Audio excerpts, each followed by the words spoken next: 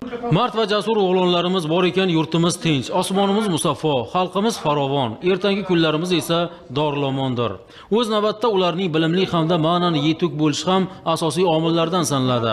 Shuni alohida e'tiborga olgan holda O'zbekiston Respublikasi Mudofaa vazirligiga qarashli Nishon tumanidagi harbiy qismlarning birida xizmat faoliyatini olib borayotgan harbiylar uchun ham test sinovi jarayonlari tashkil etildi.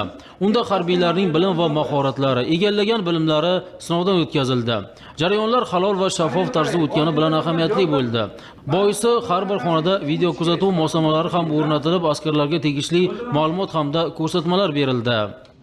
Muddatli harbiy xizmatni o'tayotgan askarlar uchun imtiyoz testlari belgilangan va bu testlarni tashkil etish va o'tkazish Bilim va malakalarni baholash agentligiga belgilangan va shu Bilim va malakalarni baholash agentligining direktorining maxsus buyrug'iga asosan tegishli grafik asosida yanvar-fevral oylarida muddatli harbiy xizmatni o'tayotgan askarlardan test sinovlarini o'tkazish belgilangan. Test sinovlari jangovar hamda ma'naviy ma'rifiy tayyorgarlik, matematika, fizika fanlari va mantiqiy test savollarini qamrab oldi. Barcha savollarga to'g'ri javob berish orqali maksimal ball to'plash imkoniyati mavjud. Har yili xizmat burchini vijdonan va namunaviy ado etgan, testda yuqori natija ko'rsatgan muddatli harbiy xizmatchilarga oliy ta'lim muassasalariga kirishda qo'shimcha imtiyoz beruvchi tavsiyanomalar taqdim etiladi.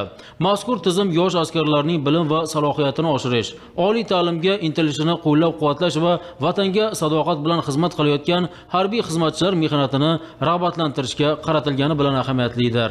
Men bu test sinovlarida ishtirok etib, o'zimning 1 yil davomida egallagan bilim va malakalarimni jangovar tayyorgarlik, ma'naviy ma'rifiy tayyorgarlik bo'yicha o'z bilimlarimni sinab ko'rdim. Agarda tavsiyanoma olsam, kelajakda Mudofaa va xavfsizlik universitetiga kirib, o'zimni vatan oldidagi burchimni yanada mustahkamlab, unga bo'lgan sadoqatimni isbotlamoqchiman va ofitser bo'lib harbiy xizmatchilar safida qolmoqchiman.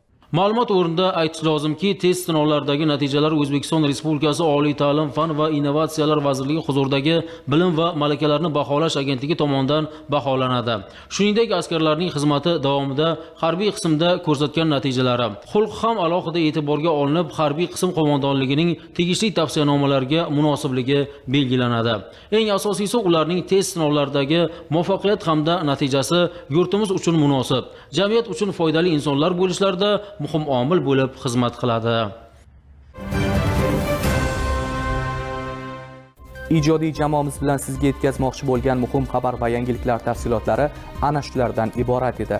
Bizni ijtimoiy tarmoqdagi rasmiy sahifalarimiz orqali ham kuzatib borishingiz mumkin. Xayr, salomat bo'ling.